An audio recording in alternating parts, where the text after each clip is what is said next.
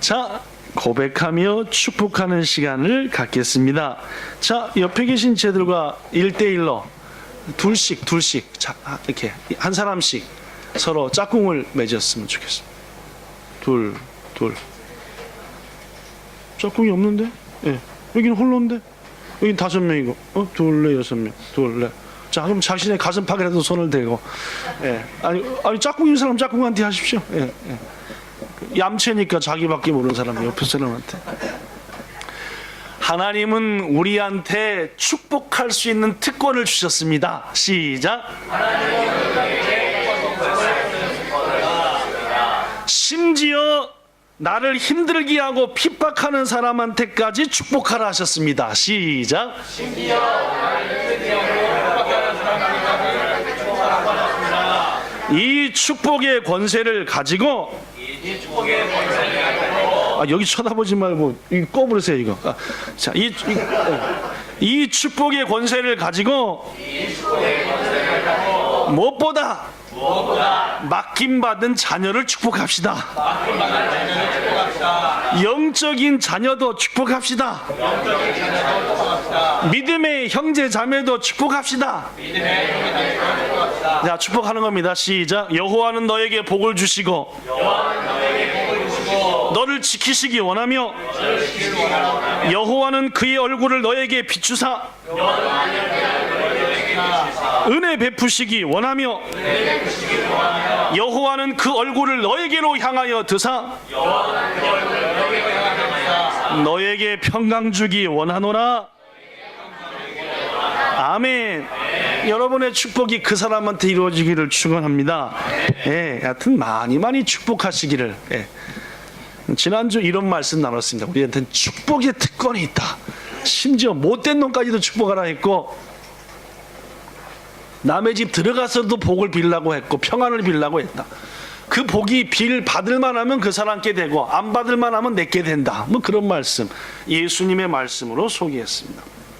오늘은 2013년도 열린 예배가 지난 3월 달에 처음으로 드렸고, 이번 다음 주에 2차 열린 예배를 앞두고 일본에서 왜 복음화가 되지 않는가, 뭐 때문에 일본인들이 기독교 신앙을 그토록 받아들이지 않는가라고 하는 것을 일본의 목사님이기도 하고 복음사에게 힘쓰는 데라다 유이치라고 하는 목사님이 쓴 책을 바탕으로 여러분에게 7년 만에 이 내용을 조금 더 확장해서 오늘 소개하고자 합니다.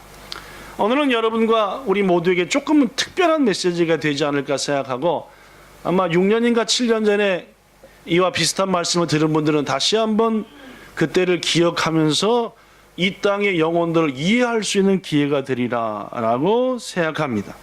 저는 여러분과 제가 오늘 말씀을 통해서 이 땅 일본 사람들을 좀 더 이해하고, 무엇보다도 그 이해를 바탕으로 큰 사랑으로 섬길 수 있는 그런 길로 나아가게 되기를 간절히 바랍니다.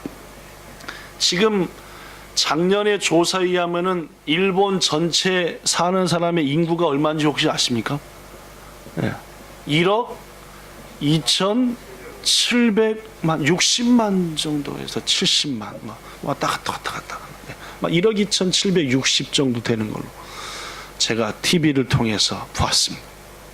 그 중에 기독교 인구가 얼마지? 예수를 믿는 사람 많게 잡아서 50만 명쯤 된답니다.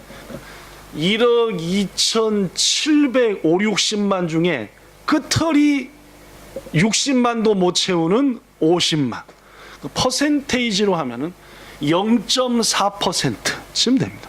0.4라는 것은 천에 몇 명? 0.4면 천에 몇입니까? 4명. 1000명의 4명 정도가 크리스찬이다.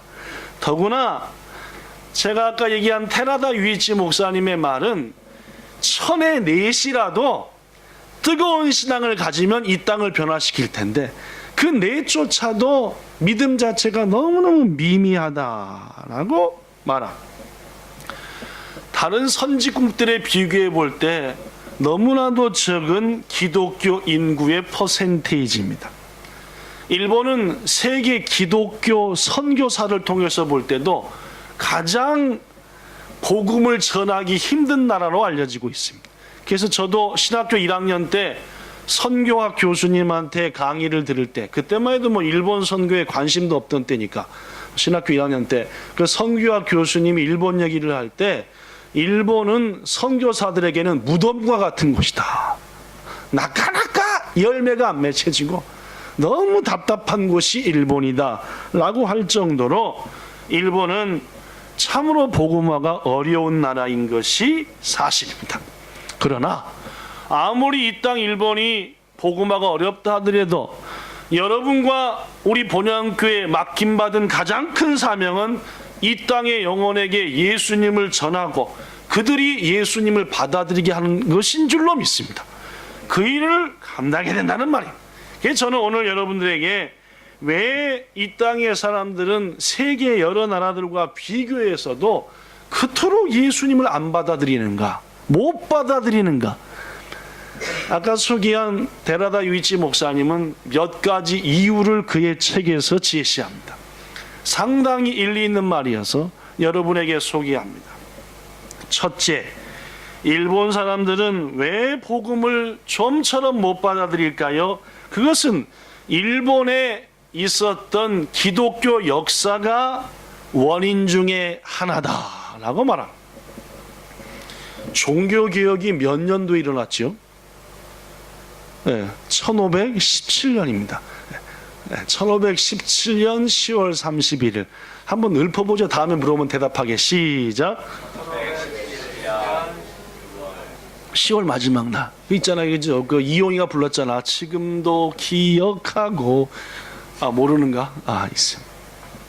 10월의 마지막 밤을. 이거 다 나오는 거지, 절로, 그죠? 이거 어떡하, 이건 잘라주세요, 그죠? 막 그냥 자르지 마세요. 원래 그런갑다 할 거라, 사람들도 저처럼.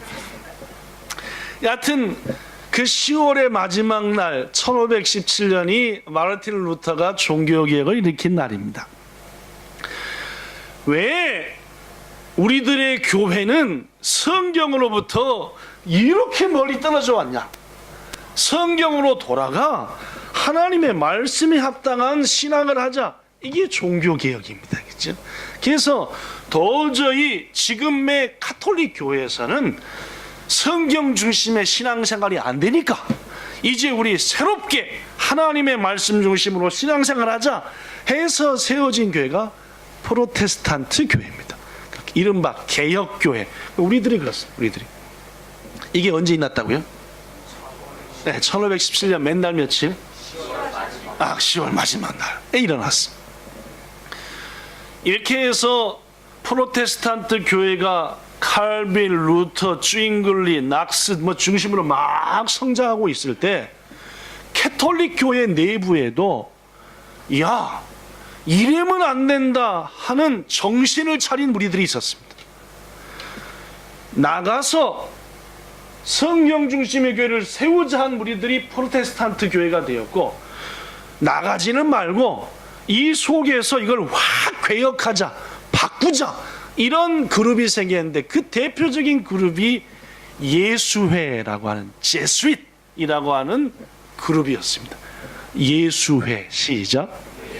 예, 그쪽 나라 말로는 제수잇이라고 하는 제수잇 교단인데, 이 예수회는 어떻게 하든지 캐톨릭교 내부에서 개혁을 일으켜 나간 프로테스탄트 교회 주장이 절대로 옳은 말이니까 우리도 바꾸자 해서 그들이 성경을 새롭게 연구하고 그것을 바탕으로 추구했던 것 중에 하나가 해외 선교였습니다. 복음을 전하자. 그래서 그 예수에 속한 목회자 중에 한 사람의 이름이, 따라해 보세요. 프란시스코 자비엘. 시작. 이 사람이 그 예수에 속했는데, 그러니까 좀 신실한 목회자죠, 그죠? 캐톨릭 내에서는 성경으로 돌아가지 않은 신실한 분이 꿈을 가지고 저 포르투갈, 유럽을 떠나가지고 어디까지 왔냐면은 인도까지 왔습니다. 인도에 와가지고 아시아 사람들에게 막 복음을 전하다가 말고 그 인도에서 한 무사를 만났어요. 인도에 있는 무사가 아니라 이 야지로라고 하는 사람인데 저 일본의 가고시마 지역에 있었던 무사인데 이게 실패를 해가지고 내빼다 보니까 어디까지 도망쳤냐면 어디까지 왔어요? 인도까지 온 거예요. 그 사람하고 얘기를 하다가 보니까 하나님께서 나를 인도에 보내신 것은 첫째는 인도의 복음을 위해서고, 이 대목에서 도망쳐온 무사를 통해 일본에 소식을 한 것은 나에게 어디에 나가 복음을 전하라? 일본 땅에 가서 복음을 전하는 뜻이구나 하고 마음 가운데 감동을 받았습니다. 멋있어요, 안 멋있어요? 괜찮지 않습니까? 그죠? 그 머나먼 유럽 땅에서 인도까지 왔는데 그 인도에서 다시 일본까지 엄청난 거리입니다. 그래서 이 프란시스코 자비에르라는 사람이 그 일본 무사와 더불어 일본에 딱 도착해서 복음을 전한 게 1549년이에요. 1549년. 그때는 일본이 전국시대예요. 전국적으로 모이는 시대인가? 왜 전국시대예요? 모르겠다, 그죠? 그 전국이 전쟁할 때 하는 그 전쟁인 걸 거라, 그죠? 예. 예. 초창기에 그래, 이 전국시대 맞죠, 그죠? 다따까오 할 때, 그죠? 이 초창기에 복음 전파에 많은 어려움이 있었지만은 하나님의 은혜와 자비엘 그리고 그 뒤를 쫓아온 많은 선교사들의 헌신을 바탕으로 복음이 들어온 지 60년 후인 1610년경에는 기독교 인구가 80만 명이었습니다. 아까 제가 지금 기독교 일본 인구가 얼마나 했죠? 근데 그때가 몇만? 이야, 대단했습니다. 지금 일본의 전체 인구가 1억 2,700인데 그때 일본의 인구가 약 1,500에서 1,700이래요. 많아야 2,000쯤 됐을 거라고 합니다. 그 중에 60만 명이 넘어서 80만 명이 크리스찬이니까 5%가 넘었어요. 지금은 레땐용, 그때는 5%, 무지막지하게 기독교가 빠른 시일 내에 부흥을 했습니다. 많은 사람들이 그리스도를 주로 받아들였다는 말이죠. 그렇게 순탄했던 기독교가 하루아침에 난리가 나버렸습니다. 아주 엉망진창이 되어버렸습니다. 그 계기가 뭐냐? 1612년 누구가? 이 사람 뭐라고 읽어요? 네, 도쿠가와 이에야스가 뭘 내렸대요? 금교령. 일본에서는 기독교 안 됨, 얼수도 하고 금교령을 내렸습니다. 도대체 왜 금교령을 내렸을까요? 일본의 기독교가 처음 들어왔던 당시에 당시 일본을 지배했던 권력층은 이 선교사들이 가져온 복음보다는 뭐에 관심이 있었냐면 서양 문물에 관심이 있었습니다. 망원경에 막 희한한 무기들의 별걸 다 갖고 오니까 자신들의 권력 기반을 서양에서 선교사들이 가져온 여러 가지 문물과 지식이 더 튼튼하게 한 거라.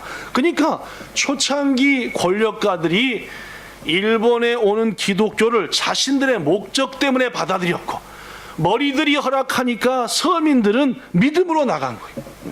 권력가들은 믿음으로까지 나가지 못했지만 목적이 있어서 받아들였고, 일반 서민들은 믿음으로 성장하여 예수를 주로 고백했다는 겁니다. 그러던 가운데 정권이 바뀌었어요. 아까는 뭔 시대였죠? 전국시대고, 이제 도쿠가와 이에야스가 정권을 잡은 이른바 도쿠가와 막부 정권이 시작됐어요. 그런데 이 막부 정권은 다음과 같은 세 가지 이유로 금교령을 내렸습니다. 1. 시작. 시작.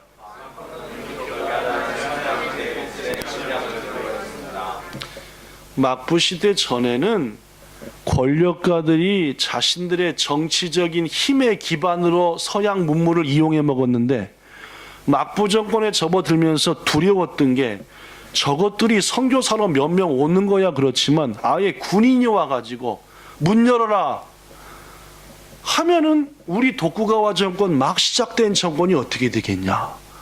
이렇게 해가지고 야 서양 제국들이 들어오면 큰일 나니까 나라 문 걷어닫고 선교사들 쫓아내고 못 믿게 하자. 꼭 우리나라 누구랑 조금 비슷해요? 그렇죠. 흥선대원군이랑 조금 비슷합니다. 그죠? 이게 2번 시작. 당시 일부 기독교인들이 신명장을 반대하는 것은 우상숭배를 하여 신사들을 파괴하는 얘기를 반복해서 아하, 일부 피가 막 부글부글 끓는, 피는 끓지는 않습니다. 그죠? 피가 부글부글 끓는 이 새로운 신자들이 자신의 가족이 혹은 할머니가 자꾸 진자에 가가지고 진자에서 막 이렇게 하니까 할머니가 우상숭배요. 야, 조상부터 섬기던 신을 어떻게 봐? 안 돼요. 우상 사타라. 해가지고 겨우 안 되겠으니까 가서 불질러버리고 깨버리고 한 거예요. 일본 전역에서 빈번하게 일어났습니다. 그러니까 새롭게 세워진 막부 정권이 아니 자꾸 기독교인들이 뭘 쳐부시니까 신사를 쳐부시고 전통 정교를 막 들이받으니까 이게 통치하는데 복잡스러운. 그러니까 기독교 안 돼. 자, 세 번째 또 읽어봅시다. 시작.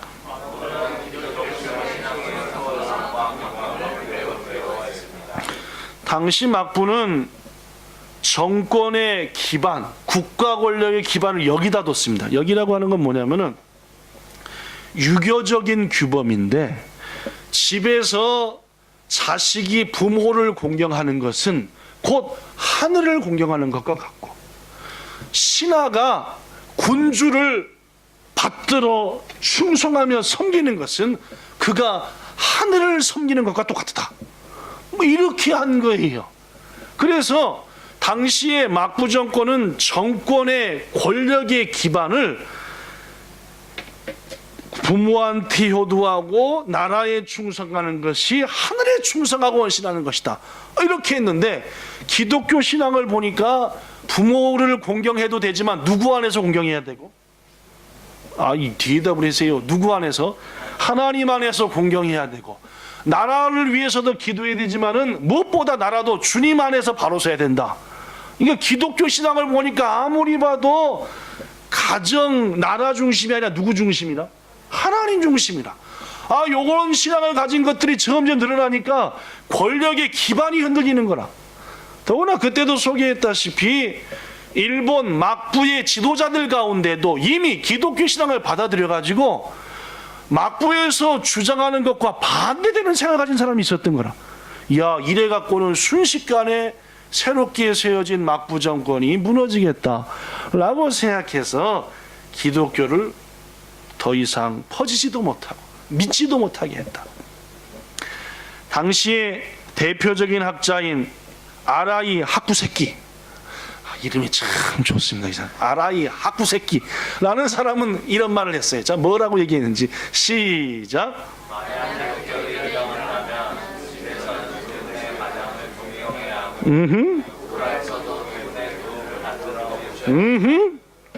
이것은 시작. 없어?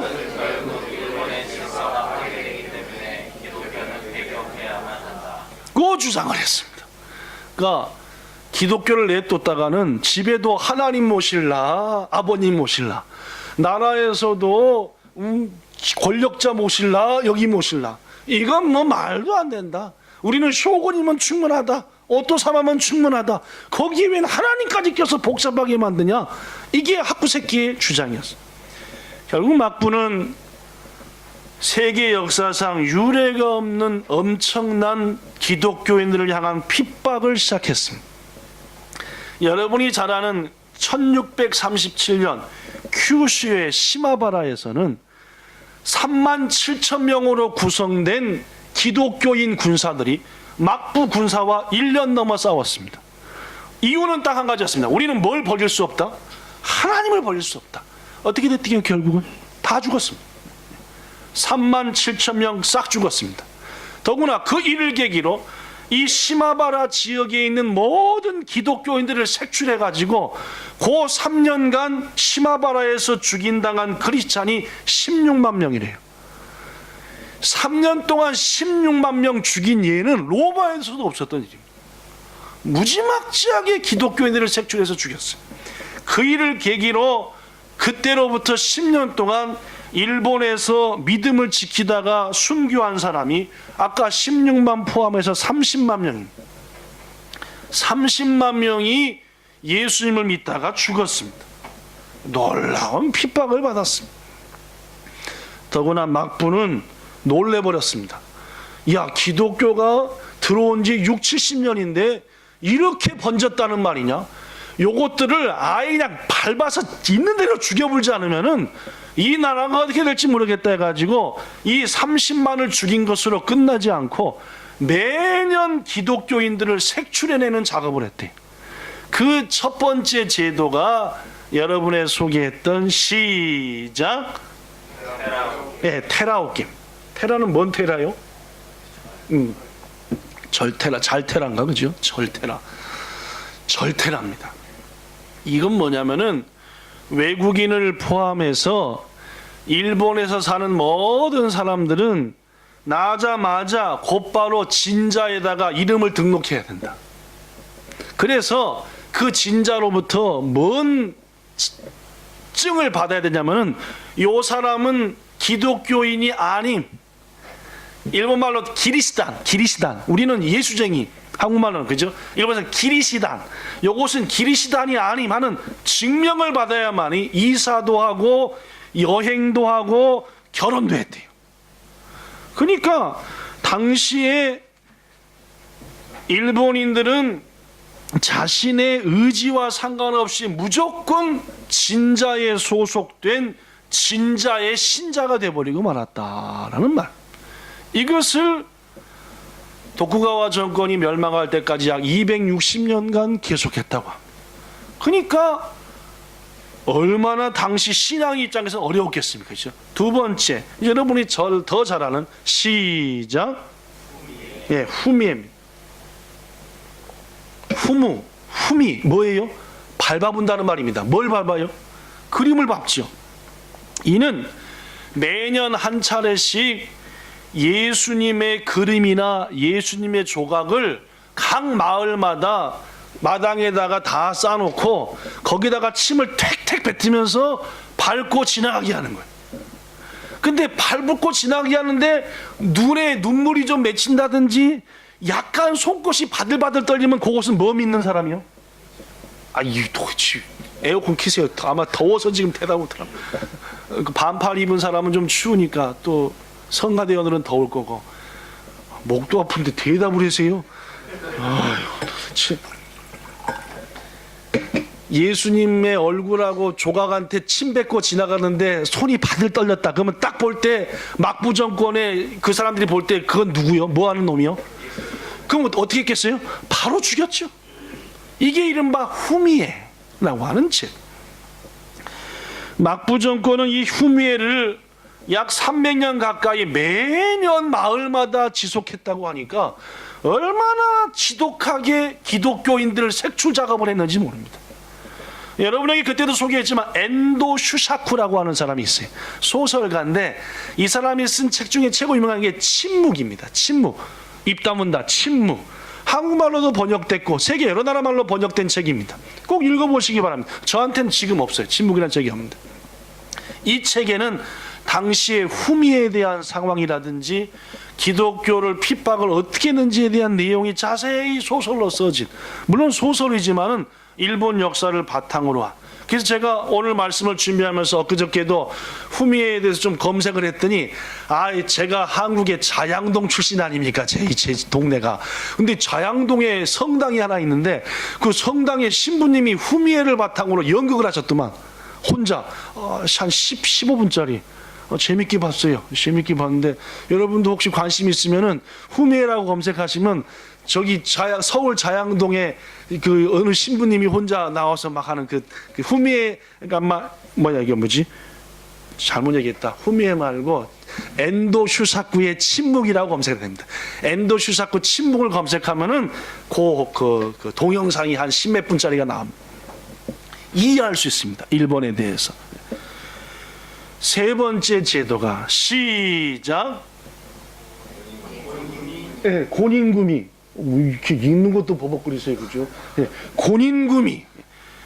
이게 김일성이가 그대로 따다가 일본이 아니라 어디지? 김일성이 한 나라가 어디지? 북한에서 한 짓입니다. 이게 뭐냐 하면은 이 고닌금이라는 게 왜 저 웃는 거 보니까 배웠나 봐. 우리 저 하민이하고 대한이는 후미에는 알고 고닌금이도 아는가? 아, 고닌금이다. 이 고닌금이 뭐냐면은 일본 전역에 사는 사람들의 집을 5집씩 묻는 거라. 5집씩. 여기 김영미, 임성지 우리 5집, 한 집, 1조. 거기부터 각계로 여기 유영택, 박성찬 거기서 2조. 5씩 묻어요. 그 5이 되잖아. 그러면 그것도 5이 또 한 조야. 그러니까 다 묶은 거예요. 온 마을을. 왜 묶었냐? 첫째, 세금 걷어들이려고. 둘째, 이런저런 국가적인 의무. 가장 중요한 이유는 서로 뭘 찾아내라? 기독교인, 기리스탄을 찾아내라. 이 기리스탄을 찾아내가지고 그 중에 걸리면 죽여본다 이거죠. 좀 5가족을 다 없애본다. 그러니까 요것들이 서로 누굴 못 믿게 하려고? 누굴 못 믿게 하겠어요. 신앙을 못 갖게 하려고 막 이렇게 서로 감시하고. 이것 역시 도쿠가와 정권 300년 가까이 지속되었는데 일본인들의 마음에 가장 큰 상처를 준 제도였대. 아까 했던 그 데라다 유이치 목사님도 마찬가지고 일본의 여러 정신학자 이런 거 연구하는 분들이 일본인한테 가장 상처 준 것이 이 고닌금이래. 왜냐하면은 요 이전까지 일본인들의 그림이나 시 작품을 보면은 전반적으로 소박하고 맑고 밝고 솔직했는데 요 후로는 전반적으로 좀 어두치면 가려요. 뭔가 가린다 그러면. 일본 하면 딱 떠오르는 말 중에 하나가 혼내와 뭡니까? 다테마입니다. 그렇죠? 진짜 속마음하고 겉으로 드러내는 거하고. 이거 일본 딱 하면은 혼내 다테마이 항상 얘기합니다. 그렇죠? 그런데 대다수 일본 연구가들은 혼내와 다테마이가 이거 무슨 제도 때문에? 이 고닌금이 때문에 나온 거다는 거예요. 그래서 자기 속을 안 감췄다가는 걸렸다가는 죽으니까 잡혀서 예수쟁이라고 기리시단이라고. 네 번째가 기리시단 유족조사. 기리시단은 예수 믿는 것들이고 유족은 뭐냐면 죽은 유족이 아니라 같은 족속. 예수 믿는 것들과 유사한 족속들. 요것들을 특별 관리함. 여러분에게 그때도 말씀드렸지만은 만약에 어떤 사람이 기독교인으로 적발됐다면 그놈은 무조건 죽는 겁니다. 그리고 그로부터 남자는 7대, 여자는 4대를 특별 감시했대. 그러니까 생각해봐요. 우리 친척 중에 하나가 먼 것이 예수쟁이로 걸린 거라. 그러면 이 7대가 되도록 뭘 받는 거라? 특별 감시를 받아요. 저것이 예수의 피가 있으니까 저놈도 언제 예수쟁이가 될지 모른다. 그러니까 특별 감시를 받다 보니까 그 천하도 이것저것 사기하고 폭폭한데 이거 맨날 감시받고 허가맞고 그러니까 골치 아픈 거. 그러니까 입장을 바꿔놓고 생각해보면은 우리 가족 먼 친척 중에 하나 예수쟁이가 돼가지고 내가 그것 때문에 맨날 피해받아요. 맨날 같이 막부 와가지고 검사하고 조사하고 성경책은 없는지 기도하는 적은 없는지 하면 괜히 열 받아요 안 받아요? 내가 신앙을 가졌으면 어떻게 돼요? 이렇게라 해서라도 믿음을 지키니 감사하다 하지만 나는 신앙의 진짜도 몰라. 예수에 관심도 없어. 근데 아는 친척 때문에 맨날 와서 검사받으면 어떻게 돼요? 이 재수없는 기독교 예수쟁이들 이빨이 가린다. 도대체 그놈은 왜 예수 믿어갖고 이런 꼴을 내갔다냐. 그러니까 예수하면 괜히 신경질 나. 예수하면 괜히 믿고 괜히 열받아요. 이게 이른바 기리시탄 유적조사를 통해서 일본인들의 마음속에 기독교에 대한 괜한 공포, 기독교에 대한 괜한 두려움 이런 것들을 갖게 한 게 고닌금이 제도하고 기리시탄 유적조사였다라고 합니다. 그렇습니다 여러분. 이 땅의 사람들은 자신들도 모르는 가운데 무의식 속에 기독교에 대한 나쁜 선입관, 기독교는 으시시함, 재수없음 이런 선입관이 무의식 속에 딱 들어와 있었다는 말이에요. 여러분 생각해봐요. 저 같은 경우도 어렸을 때부터 교회를 다녀서 그런지 몰라도 괜히 시골에 있는 선왕당이라든지 조금 어두침침한 곳에 있는 절 가면 어떻게 돼요? 오싹해요. 오싹. 여러분은 그런가 모르지만 저는 괜히 마음이 오싹합니다. 우리 야마오치처럼 무서운 사람도 우리 교회 맨 처음에 올 때 도망갈까 생각했을 때요. 왜냐면은 우리 교회가 1층에 있지 않고 야마오치가 올 때마다 3층에 있었거든요. 그죠? 한글을 가르쳐준다 해가지고 주연 집사가 써놓은 쪽지 하나 보고 왔는데 데리고 올라가는데 음침한 계단으로 데리고 올라가더래요. 야마오치가 주먹 좀 쓰잖아요. 아시다시피. 그런데도 계단 쫓아 올라가면서 내가 계속 올라가야 되냐? 한글이 그 뭐고 내빼야 되냐? 이런 마음이 들었댔잖아. 무슨 말이냐? 제가 성황당이라든지 그런 거 보면은 괜히 으쓱한 느낌을 받는 것처럼 대다수 일본인들의 생각에는 교회 하면 괜히 어떻게 돼요? 괜히 기분 나쁘고 괜히 좀 으쓱하고 좀 뭔가 좀 찜찜하고 이런 마음이 많은 일본인들의 마음에 있게 되었고, 그것은 바로 약 300년 가까이 있었던 이러한 기독교들을 향한 엄청난 핍박 때문이었다라고 많은 일본 기독교 전문가들은 말하고, 제가 읽은 그 책에서는 이 대목을 특별히 강조한다는 거예요. 여러분, 이 땅의 신앙인들, 그 데라다 유이치 목사님도 여러분과 저한테 요구합니다. 복음을 전하려 하십니까? 이 땅 일본에, 우리들에게. 그렇다고 한다면은 끝없이 변함없는 사랑을 주십시오. 우리들은 기독교 때문에, 우리의 조상들은, 일본인들은 엄청난 세계 유례가 없는 핍박과 고통을 당했습니다. 우리는 괜히 기독교가 싫습니다. 고로 우리들에게 예수님을 전하고자 한다면은 변함없이 이해하면서 끝까지 사랑을 주시기 바랍니다 라는 내용의 글을 그 책에 실었습니다. 귀중하신 여러분, 우리는 이 땅에 복음을 증거하고자 이곳에 모여든 사람들입니다. 끝없는 이해와 사랑이 이들에게 필요하고, 그것을 감당할 수 있는 여러분과 저가 되기를 예수님 이름으로 부탁합니다. 1854년 드디어 일본과 미국이 화친조약을 해가지고 문을 열었습니다. 개국을 했다는 말입니다. 말이 개국이지 실은 힘으로 밀린 겁니다. 쿠로후네라고, 쿠로후네지 하미나? 이제 쿠로후네라고, 그 배가 진짜로 검은 게 아니라 당시 일본 사람한테 후네가 그렇게 무섭게 느껴졌대요. 그 쿠로후네를 타고 온 사람 이름이 페리 제독인데, 일본의 역사책에 보면은 페리 제독이 어떻게 생긴지 아세요? 뿔난 도깨비처럼 생겼어요. 그 페리 제독이 이렇게 생긴 게 아니라 잘생겼는데 왜 뿔난 도깨비로 그랬냐면은 그 정도로 무서웠던 거라. 이 문을 열 때 얼마나 두렵고 무서웠던지. 그래서 여하튼 문 열었습니다.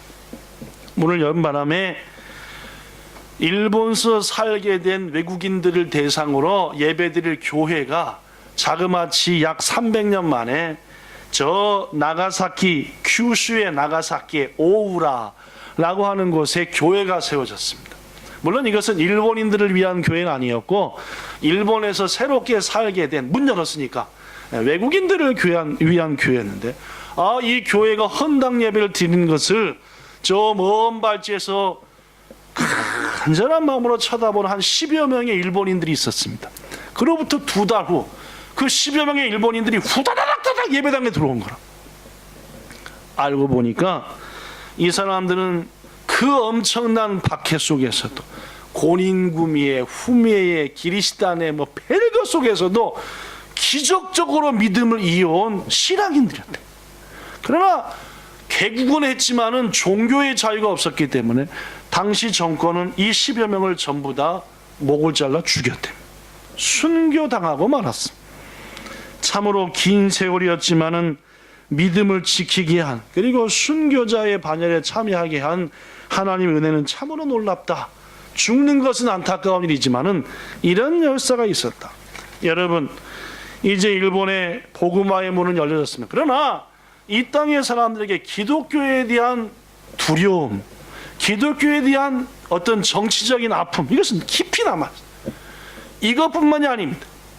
이것은 막부 정권에 대한 얘기였고, 그 책은 또다시 얘기하기를 2차 대전을 일으켰던 군국주의자들, 뭐 여러분도 다 아시다시피 일본 군국주의자들은 못된 놈들입니다, 그죠?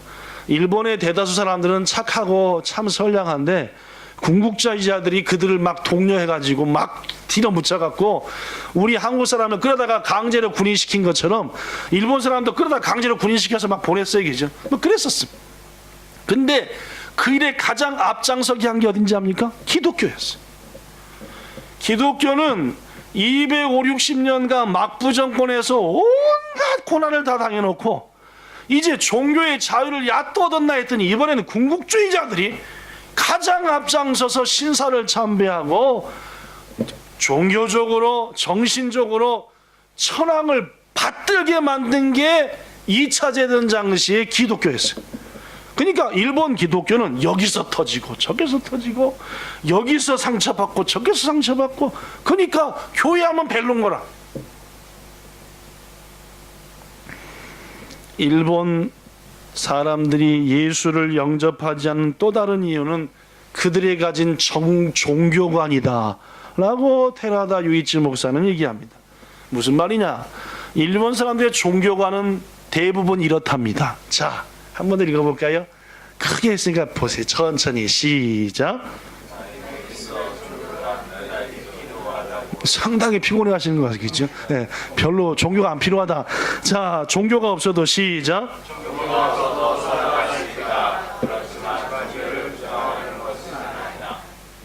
계속. 네, 시작.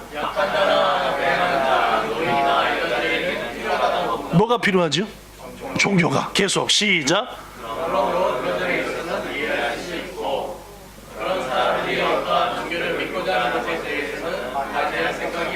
대다수 일본인들의 생각이에요. 계속 시작. 그러나 너무 깊숙이 빠지지 말고 그 상태에서